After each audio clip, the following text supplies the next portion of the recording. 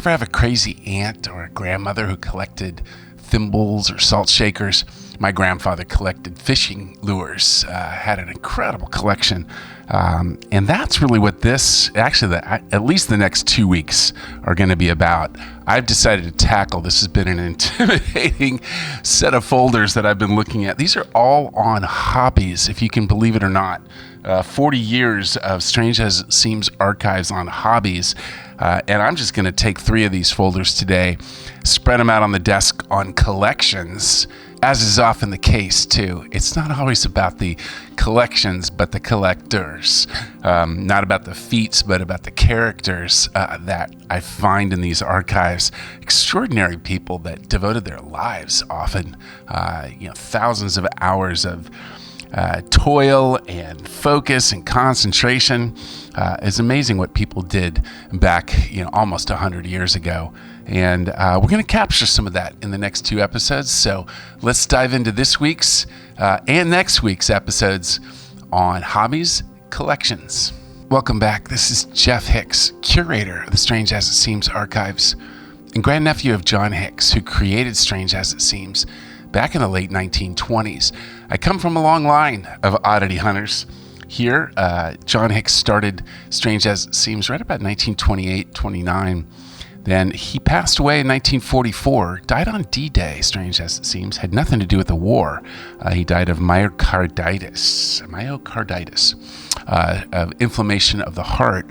Then my grandfather, Ernest Hicks, carried it for about the next 4 years. He died in a plane crash in 1948.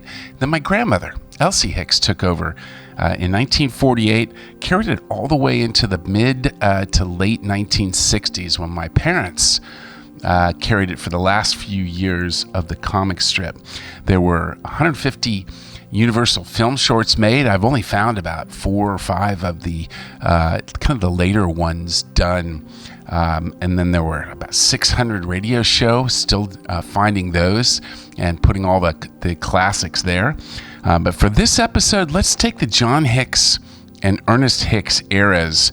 I've got Elsie Hicks as well, but there is so much here. I did an episode last week on collections, and there were still 4 more folders to go through just on collections. There's more. There's wood carving, miniatures, all kinds of stuff still coming on hobbies. But this is enough to tackle right here. We've got some characters to rediscover and bring forth to the light. And without further ado, let's dive in. And here's the first one that caught my eye from the era of John Hicks.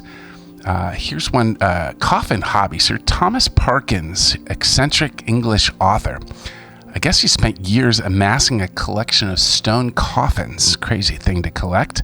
After selecting one for his personal use, he willed the others to his fellow parishioners. And what caught my eye was down here, it says Sir Thomas Parkins, the Zion check of his day. I'm like, what is a Zion check? But it was capitalized. Apparently there was a politician, Marion Zion-Check, who was in Congress at the time. So I'm not sure how or why this guy, Sir Thomas Parkins, was compared to him, but I thought that really caught my eye. Had a passion for wrestling, indulged in the sport himself. Apparently he hired only servants who had given him a fall in wrestling. Another eccentricity was his collecting of stone coffins that he formed in the churchyard at Bunny, his estate, and like he said, selected one for his own use and left the rest for the parishioners.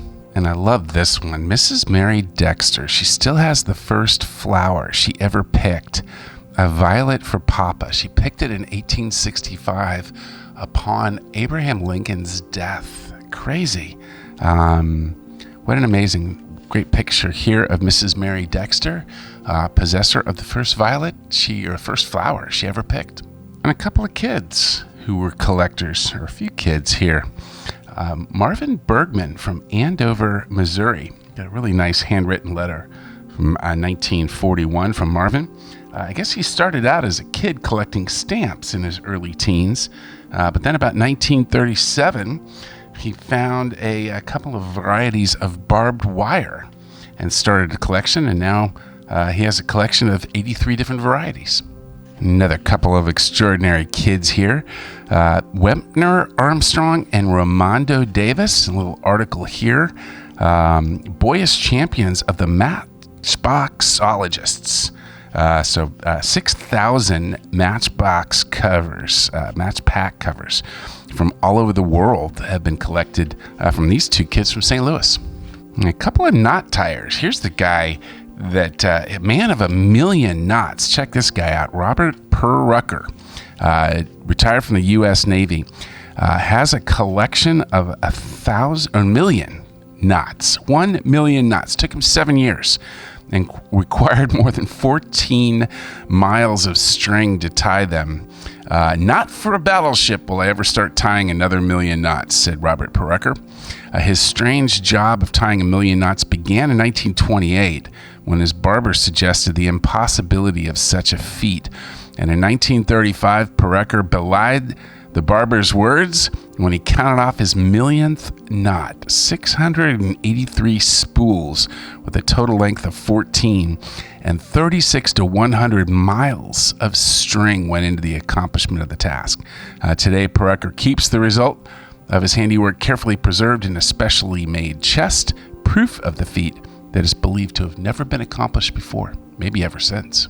And not to be outdone, check out John Hensel and Raoul Graumont.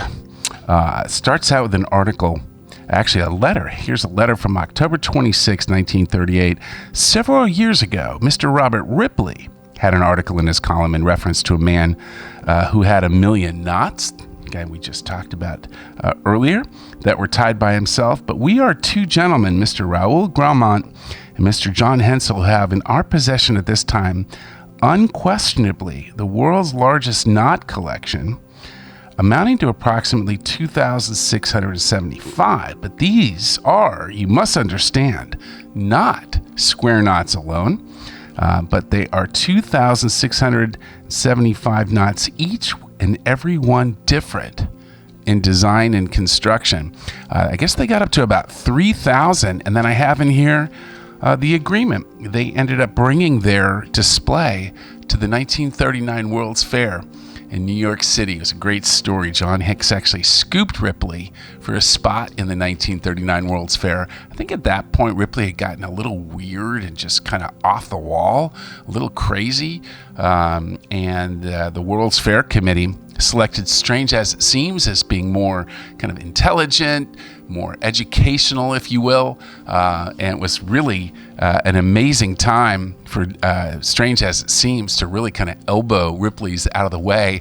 What Ripley did is right down the street, he opened up, he was so ticked off at John Hicks and Strange as It Seems that he opened up an auditorium, ODD, and basically competed with John Hicks at the World's Fair.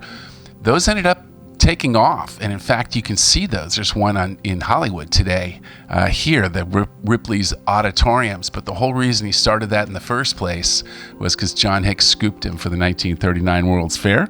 And here's John Hensel and Raoul Graumont, who were there with their incredible knot collection, a wonderful photograph in here that they had put together of their display. And here's George Trimpe. He collected 10,000 business letterheads and a wonderful letter here on his own. Letterhead for George Trimpe from Cincinnati, Ohio. And here's a guy so famous that I couldn't find his last name anywhere. Oscar of the Waldorf, New York. He collected over 2,000 menus of dinners attended by notables.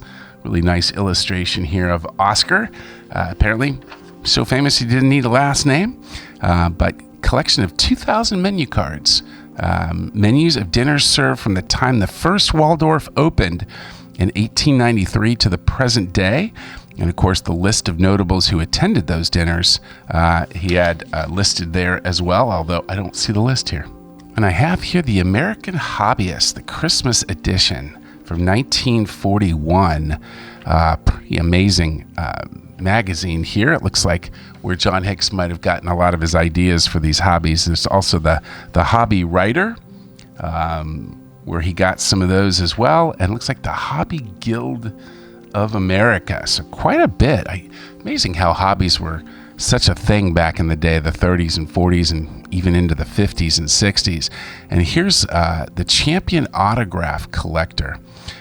Really a unique hobby of autograph collecting, which now is pretty prevalent for sports and movie stars and so on. You see that, but this was kind of new. Rob Lee Stevens, really kind of a fascinating guy, collected over 10,000 autographs of famous people, but then he'd given most of them away. And there's an article in here, I caught something that really cracked me up. He was just talking about focused really on autographs of literary people. Writers are forgotten every day, he explains. Their autographs are one way of preserving their memory. They were kind of interviewing him on what to say and what not to say. And he's come to believe that the choice of the question when you're asking for an autograph is all important. An ill-advised inquiry can easily come between a collector and an invaluable autograph. In short, he admonishes, never ask a Republican what he thinks of a Democrat. Here's an interesting collection. I'm going to stay in the John Hicks era. Quite a few more to go from his time. Paul Wood from Staplehurst, Nebraska, can rattle 8 bones at the same time. He has an extensive collection of 460 pairs of bones. Over 399 kinds of wood are represented. So it's actually not bones, but I guess it's the instrument called rattle bones, actually made from wood. And here he is pictured holding some of his rattle bones, which he plays with unusual facility. On either side are a few of the many pairs Mr. Wood has carved from woods he found in the vicinity of his home. Quite an amazing collection there. Paul Wood. Some of these guys really became quite amazing personalities in their own right. Here's a guy, Dr. Carol Sibley, from Los Angeles. Apparently he was the only Boy Scout ever to win 105 out of 106 possible merit badges, and he continued following each subject as a hobby. So this guy's hobby was collecting hobbies. What an amazing guy.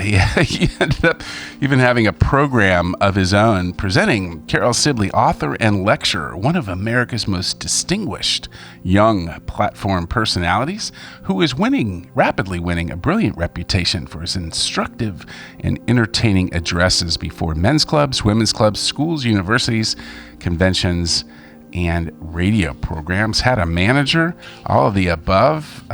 Here's the initial correspondence from the League of Western Writers, the Los Angeles chapter. Quite an amazing guy, and I even had in here some clips from the Boy Scout manual with all the different hobbies: sculpture, seamanship, farm records and bookkeeping, fingerprinting, taxidermy, weather, wood carving. Crazy. The guy learned all this in the Boy Scouts and kept every one of them going as a hobby from there. Crazy. And a couple of bell collectors here. This is kind of interesting. We have Mrs. Schuyler Colfax Woodhull, also a personality available for speaking engagements. She has 90 bells from various lands, including the Persian cowbell in her right hand that she's gazing at here. But then I came across Mrs. R.J. Burdett of Pasadena, California, where I grew up. She had a collection, or has at the time, a collection of over 1,000 bells collected from all over the world. That's incredible. When I must make room for the one great story I heard in Mrs. Burdett's Room of the Bells. I stooped by a cracked and discolored ship's bell and made out on its coruscated and rust-eaten side the name Tidings. That is my real treasure, my friend said. When I was a little girl in pigtails and pantalettes, I saved my pennies to take to Sunday school to help build a ship that was to take the gospel to the heathen in the faraway Orient. I'm 80 years old now. Just a few years ago, I was in the Philippines and came across this bell. It had been dug up somewhere along that coast. It was no interest, had no value. Value? It was the ship's bell of the gospel ship Tidings, and my pennies are in it, strange as it seems. And from 1939, Mrs. B.F. Browning, she built a dollhouse She's got a collection of 7,000 buttons. She took 1,522 of them, made an extraordinary little dollhouse there, but quite a collection. A couple photographs and a letter there from Mrs. B.F. Browning of Plano, Texas. And Charles Hartwell, with quite a collection of license plates, saved license plates of 2 cars each year for 30 years. And there's his, I guess he showed up since 1908, when motorists first made their own license plates. Isn't that incredible? Charles Hartwell has maintained 2 automobiles and kept its tokens. A complete 30-year collection on his home garage door is what he showed the result thereof. Crazy. And quite the photographer here, Virgil Morris from Pasadena, California as well, where I grew up, has taken and cataloged over 10,000 snapshots covering the last 33 years of his life. Quite the photographer. And of course, we have a photograph here of him, of the photographer himself. This is pretty cool too. A letter from KNX, a Southern California radio station. And apparently that's how John Hicks found out about this guy. And he wrote to KNX, who first sent back his information to contact him. But I remember my grandpa listening to KNX radio growing up in Los Angeles. There must have been a dozen these string ball, twine ball, amazing balls of string and twine all over. But I love this guy. The biggest ball of twine was wound by string saver S.S. Stambaugh of Tulare, who began knotting string together and winding it into a ball in 1936. And today he's got a ball there 10 feet, 11 inches in circumference, weighs 525 pounds, contains 1,765,605 knots where the string is joined. So not only a knot collector, but a string collector. Crazy. If unwound, the ball would reach 132 miles. It's a cool collection. Betty Ann Siros from Bound Brook, New Jersey. She has a collection of over 2,000 playing card backs, and all of them different. And a beautiful handwritten letter and photograph of Betty Ann Siros. And the last 2 from the John Hicks era before we get into the Ernest Hicks era. How about Haig Johnson from Hollywood? He collected over 3,000 beer labels. Great collection here of his. And the amazing thing is, he doesn't drink beer. And a similar collector, Dr. Martin Haberfield, he's from Port Richmond, New York. He's collected over 200 miniature bottles of liquor, yet he never touches a drop. Got a photograph and a couple letters from Dr. Martin Haberfield as well, which brings us right into the Ernest Hicks era with some similar collectors. Check out Harry Reeves. He's collected since the shortage. Apparently there's a shortage of cigarettes. I think this was during World War II. But 128 cigarette packages, including brands that have been off the market for 20 years. And once again, he doesn't smoke. And if you thought that miniature bottle collection was amazing, we've got one here from in the Ernest Hicks era, 1,200 miniature liquor bottles, all different, all sealed with the original contents, collected over a period of years by Gertrude Roth, who once again doesn't drink. I love some of these letters. Here's one from Mrs. Budge Roth herself. She says, "My collection contains more than 1,200 different miniature liquor bottles, all filled with whiskey and brandy. I collected these bottles from all parts of the world. Many of the bottles in the collections will never be duplicated because the manufacturers were bombed out of business during the recent fracas." Second World War in parentheses. "My collection contains many unusual brandies, such as the following: tulip, paprika, nut, pineapple, rice, banana, rose, coffee, ginger, and many others. In addition to the popular brands, I have more than 80 different bottles of scotch. As strange as it seems, I don't drink. Many of the miniatures look very tempting. If I would let my curiosity get the better of me, I should have no collection of that." And these letters from the people that find them. really crack me up. John Hicks apparently had a bunch of these characters. Here's Edith Salt, who I guess found this. But just when is strange strange? Perhaps, it seems, it is not so strange as it seems. Now then, to narrow things down a bit, let's put it this way. When is something strange enough to be strange as it seems? When is the first of its strange ilk? When is the biggest of its class of whoppers? Or what?